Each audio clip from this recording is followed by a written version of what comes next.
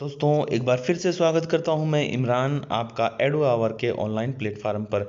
दोस्तों आज हम कुछ नया करने वाले हैं और इस बार के वीडियो से हम बात करेंगे हमारे आरबीएससी की जो बुक्स हैं उनमें लेसन वाइज जो टॉपिक है हमारे उन पर बात करेंगे। और आज का जो वीडियो है उसमें हम कक्षा 10 के जो लेसन नंबर 8 है सामाजिक विज्ञान का जल संसाधन एवं जल संरक्षण उसके बारे में यहाँ पर बात करने वाले हैं, यानी कि हम सोल्व करेंगे उसके महत्वपूर्ण क्वेश्चंस को। ओके फ्रेंड्स, तो बिना देरी किए लेते हैं हमारा पहला क्वेश्चन। एक बात और बता दूं कि प्रत्येक क्वेश्चन को आपके आंसर करने के लिए आपको 20 सेकंड का समय दिया जाएगा। तो दोस्तों यहां हम बात करेंगे हमारे पहले क्वेश्चन पे। हमारा जो पहला क्वेश्चन है वो ये है कि पृथ्वी के धरातल पर कितना प्रतिशत स्थल भाग है। आपका टाइम शुरू होता है फटाफट से। अब आपको आंसर देना है कि हमारी पृथ्वी पर कितना जो प्रतिशत है वो स्थल भाग है, 29%, 61%, 31% या 69%।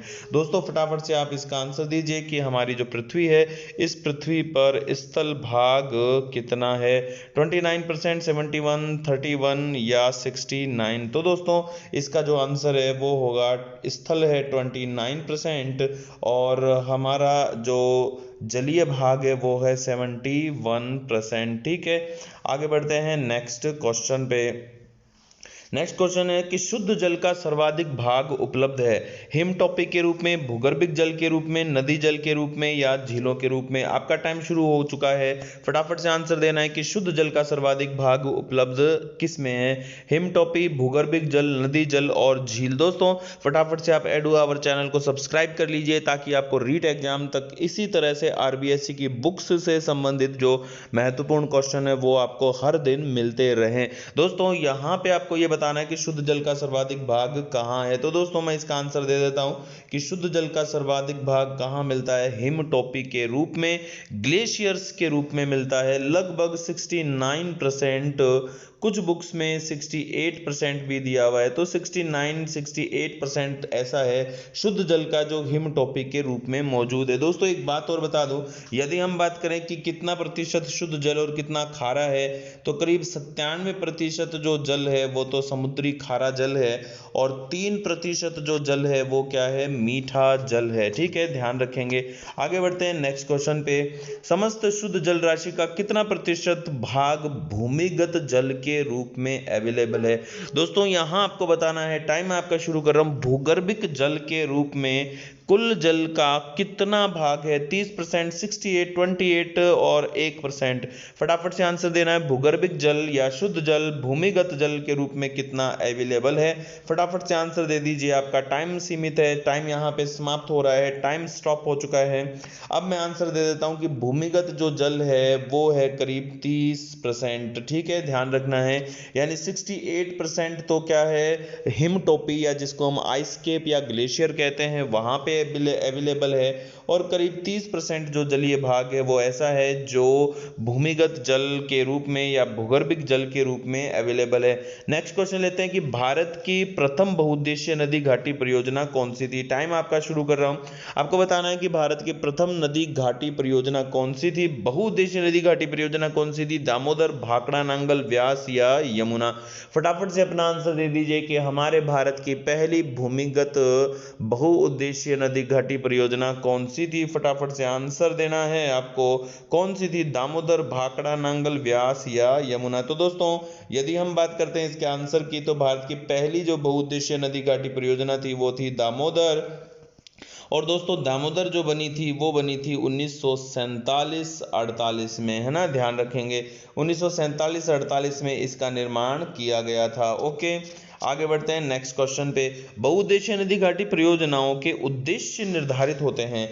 दोस्तों यहाँ टाइम का शुरू कर रहा हूं मैं कि बहुउद्देशीय जो प्रणाली होती है, नदी घाटी परियोजनाएं हैं, उनके उद्देश्य क्या हो सकते हैं, सिंचाई, जल संरक्षण, पर्यटन या उपयुक्त सभी। फटाफट से आंसर देना है कि सिंचाई है या जल संरक्षण है या पर्यटन है या उपयुक्त सभी इसके आंसर हैं। फटाफट से आंसर दे दीजिए कि बहुउद्देशीय नदी घाटी परियोजनाओं के क्या उद्देश्य हैं। दोस्तों यदि हम बात करते हैं बहुउद्देशीय नदी घाटी परियोजनाओं के उद्देश्य, तो सिंचाई भी होता है, जल संरक्षण भी होता है और पर्यटन भी होता है। इसके अलावा और बहुत से इसके उद्देश्य होते हैं, जैसे बाढ़ नियंत्रण होता है, पेयजल होता है, जल विद्युत का उत्पादन होता है। ये सारे बहुउद्देशीय परियोजनाओं के उद्देश्य होते हैं। मैथान तलैया बांध किस नदी पर है? आपका टाइम मैं शुरू कर चुका हूं। मैथान तलैया बांध किस नदी पर है और किस राज्य में है? दोनों ही आंसर दे दीजिए कि मैथान और तलैया बांध। वैसे मैं आपको बता दूं कि ये बांध दामोदर घाटी परियोजना के अंतर्गत निर्मित किए गए हैं।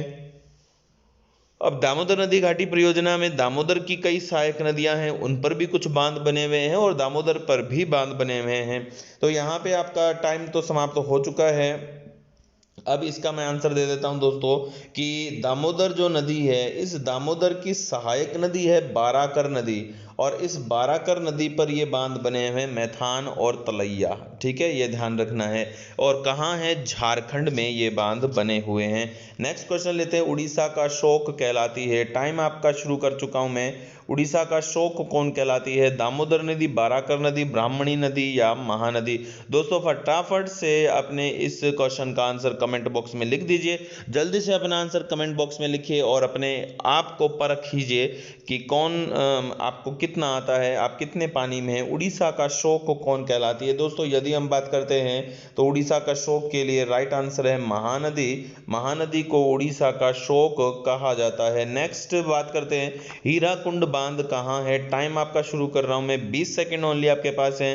हीराकुंड बांध कहाँ है? संबलपुर, सुंदरगढ़, कटक या इनमें से कोई भी नहीं? दोस्तों आपको बताना है कि हीराकुंड बांध कहाँ है। वैसे मैं बता दूं हीराकुंड बांध महानदी पर उड़ीसा में है। अब यहाँ आपको आंसर देना है कि ये किस क्षेत्र में है, किस जिले में है, संबलपुर में, सुंदरगढ़ में या कटक में है।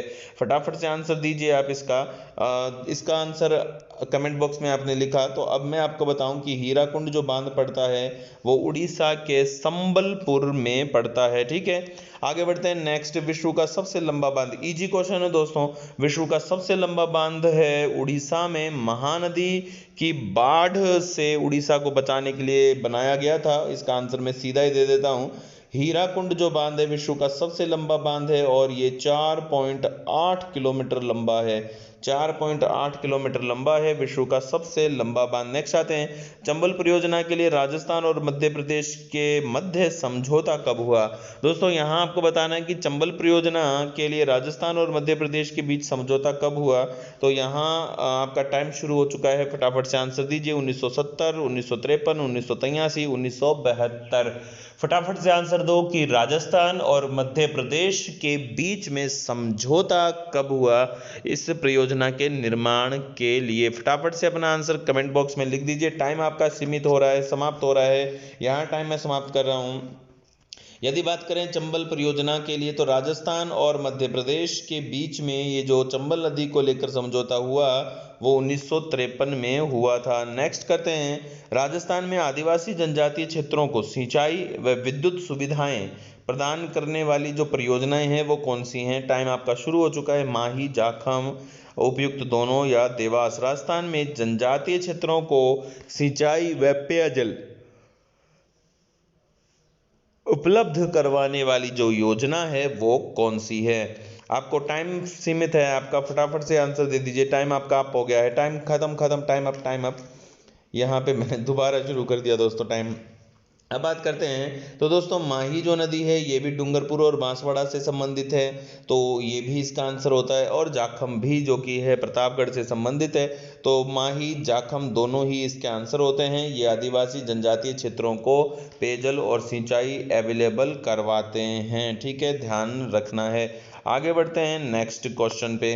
नेक्स्ट क्वेश्चन है, बीसलपुर परियोजना से टोंक को लाभ की प्राप्ति होती है, किसकी प्राप्ति होती है? टाइम आपका शुरू कर रहा हूं मैं यहाँ पे जो टोंक है, टोंक बीसलपुर परियोजना से क्या प्राप्त करता है? केवल सिंचाई हेतु जल, सिंचाई व पेयजल हेतु जल, केवल पेयजल या कुछ भी नहीं? आपको आंसर देना है यहाँ पे। बीसलपुर परियोजना से टोंक किसकी प्राप्ति करता है? टाइम आपका सीमित है, फटाफट से आंसर देना है कि बीसलपुर परियोजना में टोंक किसकी प्राप्ति करता जाता है। तो मैं दोस्तों आपको बताऊं कि बीसलपुर परियोजना के अंतर्गत टोंक केवल सिंचाई हेतु जल की ही प्राप्ति करता है, उसे पेयजल के लिए पानी टोंक यानी बीसलपुर परियोजना से नहीं मिलता है। ठीक है, आगे बढ़ते हैं। नेक्स्ट, इंदिरा गांधी नहर के बाईं ओर से निकलने वाली एकमात्र मुख्य शाखा कौन है? रावतसर, सूरतगढ़, मोहनगढ़ और अनूपगढ़। फटाफट से आपका क्वेश्चन शुरू हो रहा है, टाइम शुरू हो चुका है। आप अपना आंसर कमेंट बॉक्स में लिख दीजिए फटाफट से। इंदिरा गांधी नहर के बाईं ओर निकलने वाली एकमात्र मुख्य शाखा नहर कौन सी है? फटाफट से कमेंट बॉक्स में आंसर लिख दीजिए। इंदिरा गांधी नहर के बाईं ओर निकलने वाली एकमात्र मुख्य शाखा कौन सी है? टाइम आपका समाप्त हो रहा है, समाप्त, time up, time up, time up. अब यहाँ यदि हम आंसर की बात करते तो रावतसर शाखा जो हनुमानगढ़ जिले में निकाली गई है, ये एकमात्र ऐसी मुख्य शाखा नहर है जो इसके बाईं ओर से निकली है। बाकी समस्त जो शाखाएं हैं, जैसे यदि ये इंदिरा गांधी नहर है तो यहाँ से निकली है रावतसर शाखा, उसके बाद फिर सूरतगढ़ है, अनूपगढ़ है, वो जितनी भी शाखाएं हैं, बीरसलपुर, चारणवाला, पुगल, कोलायत, सारी जो शाखाएं हैं वो इसके दाईं ओर से निकली हैं। ठीक है, आगे बढ़ते हैं। नेक्स्ट, जाखम परियोजना का निर्माण किया गया है कहाँ? प्रतापगढ़ में, बांसवाड़ा में, डूंगरपुर में या कोई नहीं। आपका टाइम शुरू हो चुका है, फटाफट से आंसर दीजिए कि जाखम जो परियोजना है वो राजस्थान के किस जिले से संबंधित है? प्रतापगढ़, बांसवाड़ा, डूंगरपुर। फटाफट से आंसर दे दो दोस्तों कि जाखम परियोजना कहाँ प्रारंभ की गई है। टाइम आपका समाप्त तो हो रहा है, फटाफट से आपको आंसर देना है। यहाँ मैं अब आंसर दे देता हूँ कि हमारा जो प्रतापगढ़ है दोस्तों, ये प्रतापगढ़ ही है जहाँ पे जाखम परियोजना अनूपपुरा प्रतापगढ़ में निर्मित की गई है। आगे बढ़ते हैं। मेजा बांध किस नदी पर है? टाइम आपका शुरू कर देता हूँ मैं। मेज नदी पर, कोठारी पर, मांगली पर या खारी पर। मेजा बांध कहाँ है? आपको ये बताना है कि मेज नदी पर है, कोठारी पर है, मांगली पर है या खारी नदी पर है। ये भी बता दीजिए साथ ही में कि ये किस जिले से संबंधित है मेजा बांध। टाइम आपका सीमित है, फटाफट से आंसर दे देना है, टाइम हो चुका है आपका। अब मैं आंसर दे देता हूं कि मेजा बांध है ना दोस्तों, तो ये मेजा बांध कौन सी नदी पर है? मेज नदी पर नहीं, सॉरी, मेज नदी पर तो ये बिल्कुल भी नहीं है। ये मेजा बांध है कहाँ पे? कोठारी नदी पर, और जो जिला है इसके लिए वो जिला है भीलवाड़ा। ठीक है, तो ये भीलवाड़ा में है मेजा बांध। ठीक है, कोठारी नदी पर। आगे बढ़ते हैं नेक्स्ट पे। सिद्धमुख नौहर परियोजना को किस से जल की आपूर्ति होती है? भाखड़ा से, पोंग से, इंदिरा गांधी से या इनमें सभी से।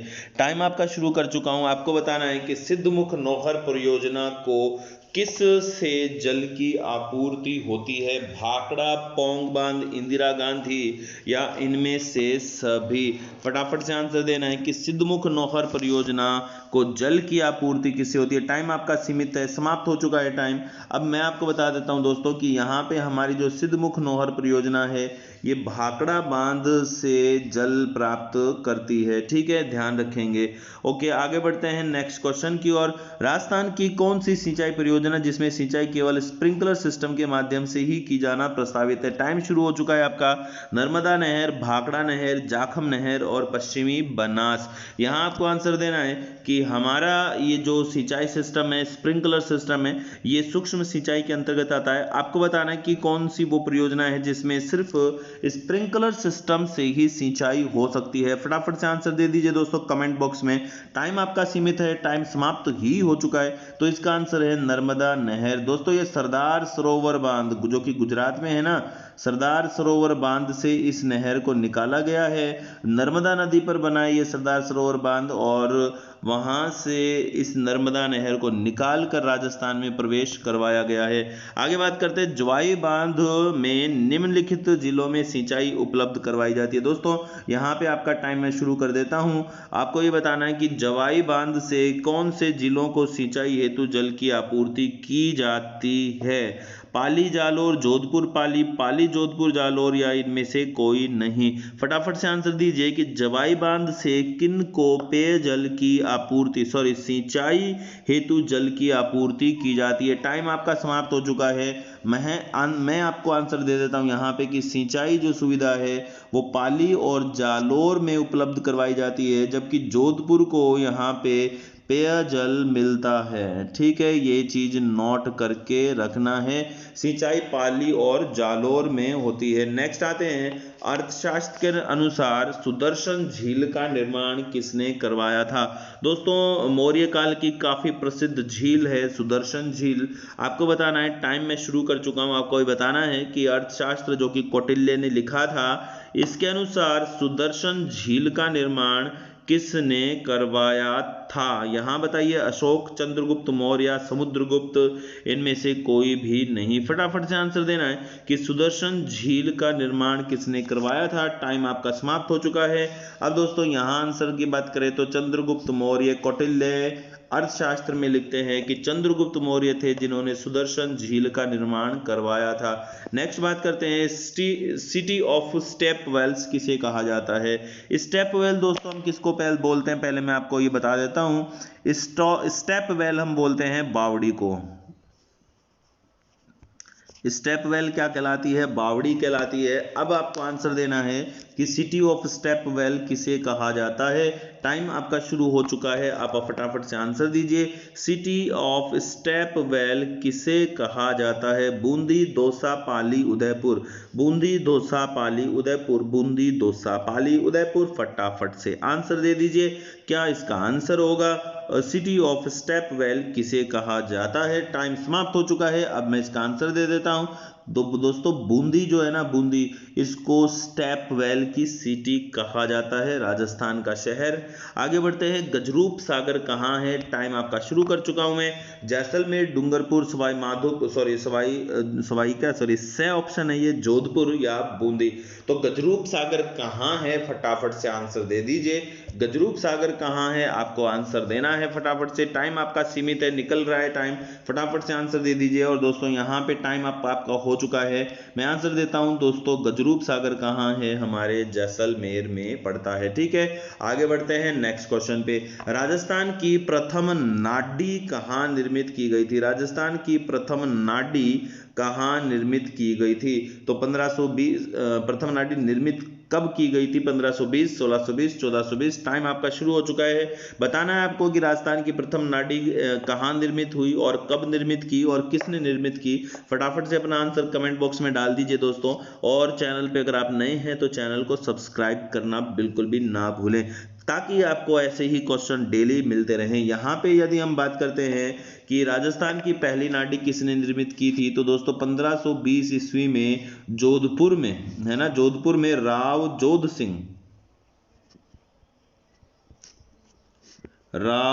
जोध सिंह के द्वारा ये पहली नाडी निर्मित की गई थी। ठीक है, यहां ये चीज ध्यान में रखेंगे। आगोर किससे संबंधित है?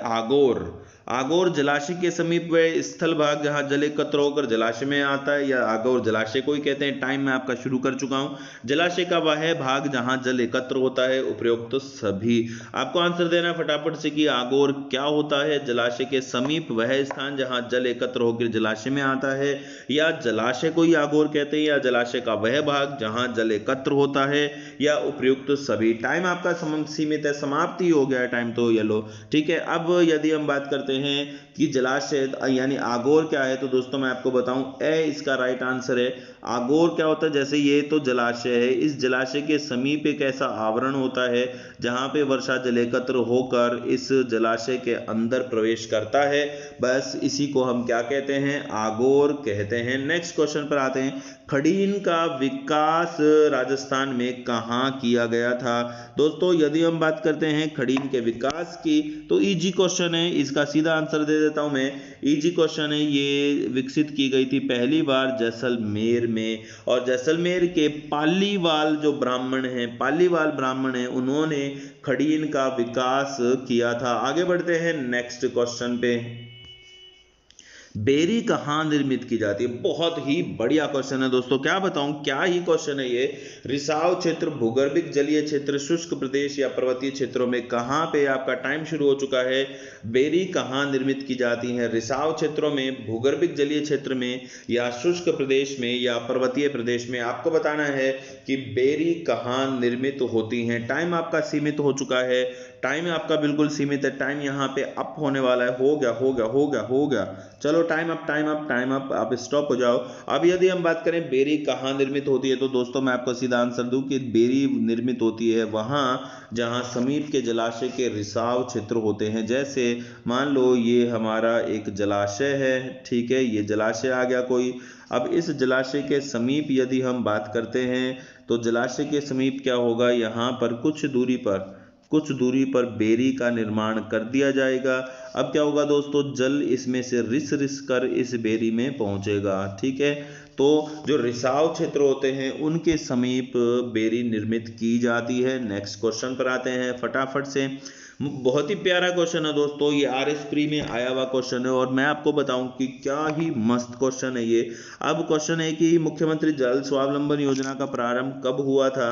तो टाइम मैं आपका शुरू कर चुका हूं, आपको आंसर देना है कि मुख्यमंत्री जल स्वावलंबन योजना कहां से प्रारंभ, यानी कब प्रारंभ हुई थी। तो दोस्तों आपका टाइम सीमित है, फटाफट से आंसर दे दीजिए। मुख्यमंत्री जल स्वावलंबन योजना कहां प्रारंभ हुई थी, फटाफट से आंसर दो। मुख्यमंत्री जल स्वावलंबन योजना कहां प्रारंभ हुई थी। टाइम आपका समाप्त हो चुका है और ये 27 जनवरी 2016 से मुख्यमंत्री जन स्वावलंबन योजना प्रारंभ हुई थी। और कहां से हुई थी, ये हमारे जो गर्दनखेड़ी गांव है, चिच्ची तालाब, गर्दनखेड़ी गांव चिच्ची तालाब झालावाड़ से इस परियोजना का प्रारंभ हुआ था। नेक्स्ट क्वेश्चन पर आते हैं। विश्व की प्रथम सुविकसित नहर प्रणाली, दोस्तों आपको बतानी है कि विश्व की प्रथम सुविकसित जो नहर प्रणाली है वो कौन सी है। यहाँ टाइम शुरू कर रहा हूं मैं।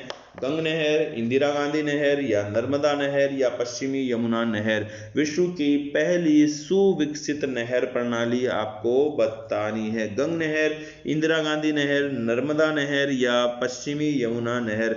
टाइम आपका सीमित है दोस्तों, फटाफट से इसका आंसर दीजिए कि हमारे राजस्थान। टाइम होगा, चलो ओके स्टॉप। अब फिर से शुरू कर दिया मैंने यार। अब यहाँ बात करते हैं कि प्रथम सुविकसित नहर कौन सी थी। तो दोस्तों है गंग नहर। ये विश्व की प्राचीनतम सुविकसित नहर प्रणाली है। आगे बढ़ते हैं। बहुत ही प्यारा क्वेश्चन है, बहुत ही प्यारा क्वेश्चन है। क्वेश्चन है, भारत में 1987 के भीषण अकाल के समय पश्चिमी राजस्थान में एकमात्र जल स्रोत वो कौन सा था जिसमें जल शेष था, बाकी जो स्रोत थे वो सूख गए थे। टाइम आपका शुरू हो चुका है, टाइम मैं शुरू कर रहा हूं। अब आपको बताना है, 19 सेकंड ही आपको मिलेंगे दोस्तों। अब आपको ये बताना है कि कौन सा वो जल क्षेत्र था जिसमें जल शेष था 1987 के भीषण अकाल के समय। फटाफट से आंसर दे दीजिए आप कि कौन सा इसका राइट आंसर होने वाला है। बेरी, खड़ीन, नाड़ी, या जोहड़। फटाफट से आंसर दे दो, इसका राइट आंसर क्या होने वाला है। बेरी, खड़ीन, नाड़ी, या जोहड़, क्या इसका राइट आंसर होगा। ओके दोस्तों, फटाफट से, टाइम तो आपका समाप्त हो चुका है। अब मैं आंसर दे देता हूं। बेरी, बेरी को हम कुई भी कहते हैं। बेरी कुई भी कहलाती है। कुई या बेरी ये रिसाव क्षेत्र के निकट बनाई जाती हैं और इन्हीं में जल शेष था, बाकी सारे जल से खत्म हो चुके थे। नेक्स्ट क्वेश्चन लेते हैं कि भारत में बावड़ी निर्माण कला कौन लेकर आए थे। टाइम आपका शुरू कर रहा हूं मैं कि भारत में बावड़ियां हमेशा होती नहीं थी, फिर एक जाति भारत में आती है और भारत में बावड़ी निर्माण कला लेकर आती है। अब आपको यह बताना है कि इनमें से कौन सी वो जाति है जो भारत में बावड़ी निर्माण कला लेकर आती है। शक, हूण, कुषाण, गुप्त। शक, हूण, कुषाण, गुप्त, कौन सी वो जाति है जो भारत में बावड़ी निर्माण कला को लेकर आती है। शक, हूण, कुषाण, गुप्त। फटाफट से आंसर देना है कि भारत में बावड़ी निर्माण कला कौन लेकर आए। टाइम आपका खत्म हो चुका है। तो दोस्तों मैं आपको यहाँ पे आंसर दे देता हूँ कि जो शक जाति है हमारी, वो शक हमारे भारत में बावड़ी निर्माण कला लेकर आए थे। ठीक है दोस्तों, नेक्स्ट क्वेश्चन। तो बस दोस्तों हमारे यहाँ क्वेश्चन कंप्लीट हो चुके हैं। दोस्तों मैं आपको बताऊं यहाँ पे खास बात कि हमारी जो 10th क्लास की बुक का जो ये लेसन हमने लिया है, 8वां लेसन, इस लेसन के कंप्लीट ऑब्जेक्टिव टाइप क्वेश्चन हमने यहाँ पे सोल्व कर लिए हैं। ठीक है ना दोस्तों, इन क्वेश्चंस को बहुत अच्छे से याद रखेंगे, ये आपके रीट एग्जाम में आने के लिए ही बने हैं और रीट एग्जाम में ये आ सकते हैं, इनके 100% चांस हैं, क्योंकि जो 6 से 10 तक की जो बुक्स हैं उनका अध्ययन आपको अच्छे से करना है। तो फ्रेंड्स इस वीडियो में इतना ही। कंटिन्यू साथ बने रहने के लिए थैंक यू। जय हिंद।